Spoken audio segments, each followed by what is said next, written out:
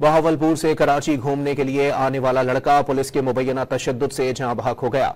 CIA सदर police ने 4 लड़कों को मशकूक समझकर आयशा मंजिल से उठाया था। एसएसपी एसआईयू ने वाकये में मुलव्विस 7 एहलकारों को मुअत्तल कर दिया। मजीद जानते हैं डॉन न्यूज के नुमाइंदे इमरान हफीज से। इमरान, बताइएगा क्या तफसीलात सामने आई हैं, मामला क्या है?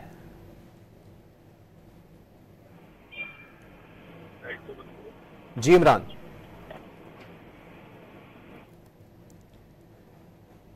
आपको अपडेट कर रहे हैं कि बहावलपुर से कराची घूमने के लिए आने वाला लड़का पुलिस के मुबैना तशद्दुद से जहां बहक हो गया।